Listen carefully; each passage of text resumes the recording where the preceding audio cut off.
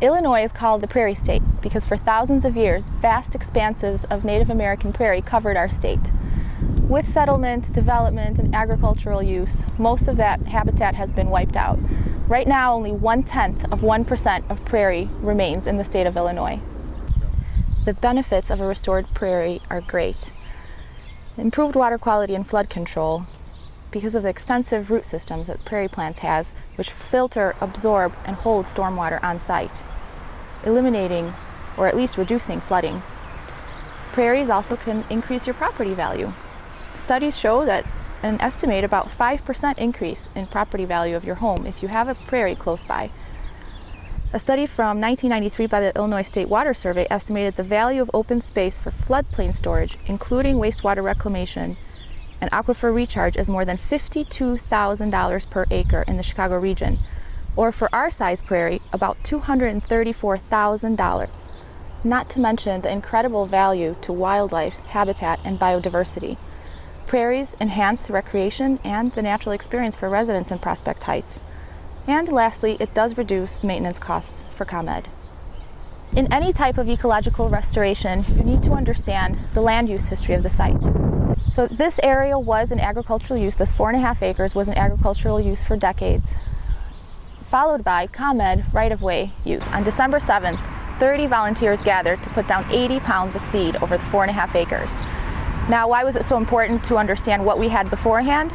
The reason is that along with that 80 pounds of seed that we put down, years and years and decades of seed from these weeds and Eurasian grasses would have accumulated in the soil. So we needed to know that not only our prairie seedlings were going to come up, but also the weeds of what was here before the restoration.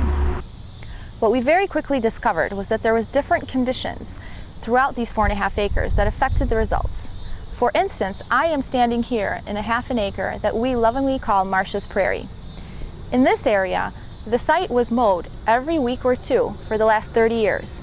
As a result, there was no accumulation of clover seed in this area. Because this area was mowed on a weekly basis, it prevented the accumulation of years and years of clover seed. So when the prairie seedlings came up in this area, they didn't have to compete with clover as much as the prairie seedlings in the other areas. So effectively, this area is further along in its restoration. It's basically reaching the finish line faster. Although mowing is employed in ecological restoration, it's the timing of the mowing and why you're mowing that makes the difference. So in the very first year, we did mow this prairie because our seedlings were this tall, expending all of their energy into developing their root systems. And the weeds that came up were much taller than the seedlings. We wanted to set back those weeds to allow the seedlings to be able to come up. So we mowed very high in that first year for that reason. Other types of mowing are not encouraged in prairie restoration, and for instance, mowing down really low encourages certain types of plant species. Right here you have common plantain, narrowleaf plantain, dandelions, and creeping Charlie tends to tolerate mowing as well. Meanwhile, native prairie plants, when they're in that first year seedling stage, they will tolerate mowing because the mower is going above them. However, when they're already in their second year, you wouldn't want to mow them down because they need that green leafy tissue to photosynthesize. So then you're favoring a community of plants like the plantain that tolerates mowing. You're not favoring prairie plants like you have here in the area, in the section that wasn't mowed. So here we see Monarda, Elamis canadensis, Canada wild rye, rattlesnake master, Eryngium yuccifolium, more Monarda fistulosa. One setback early on in the restoration was an unanticipated flush of clover. This happened because of ComEd mowing practices, which let the seed of the clover accumulate for years and years and years. In the summer of 2015, when we realized that the clover was outcompeting our seedlings, I reached out to my colleagues at the Morton Arboretum for advice.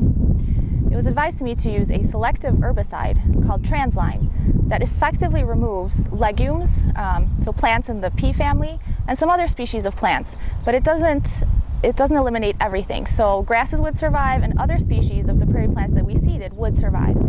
So in the summer of 2015, we applied Transline to the entire section past Sherwood Avenue, and then this middle section over here down to Elmhurst Road.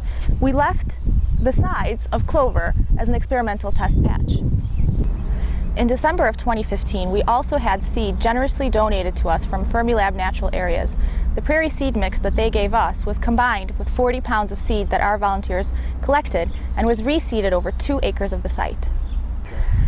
It is important to understand that prairie restoration takes time. What you see here today is in no way near what the prairie will look like in 2 to 3 years. The reason for this is that as the prairie matures, it undergoes ecological succession. Succession is the observed change in a species structure of an ecological community over time. To better understand plant succession, let's take a look at one of the PHNRC test sites. This is an example of a first-year seeding. So what you have here is scattered weeds and many seedlings of things like pale purple coneflower, we have brown-eyed Susan, little blue stem, and various other species of plants. This area, from about here until here, is an example of a second-year seeding. So we see prairie plants that are coming out. We also see the annual weeds. Most of the conservative prairie species are still missing in the second year. From about here until back there is an example of the third year in succession. And so some of the black-eyed Susans have become aggressive, but they are short-lived perennials and will eventually go away. We see pockets, though, of other species that have been segregating themselves and coming forward. This section over here is in its 4th year of plant succession. You can see that the area is very biodiverse. It has a lot of different species of native prairie plants, and they're competing well with each other. Nobody's taking over too much, giving each other space, and there's not really any weedy species of plants here at all. Anytime you start with an agricultural field and try to turn it back to prairie, you need to understand what to expect. In the first year, pioneer species of plants come in, such as lamb's quarters that you see here, knotweeds, nutsedges, and velvet leaf. These are all typical annual weeds. In the first 2 years, these annual weeds dominate a prairie restoration while the prairie seedlings are gaining strength and developing root systems. In the 3rd to 5th year, as they strengthen and mature, the perennial prairie plants that were seeded here will be visibly outcompeting the weeds. As ecological plant succession continues, the mature prairie plants become the prairie matrix and the weeds go away. Having these pioneer weeds here is actually very important. They are placeholders while the prairie plants come in. Anytime you have bare soil, something will come in.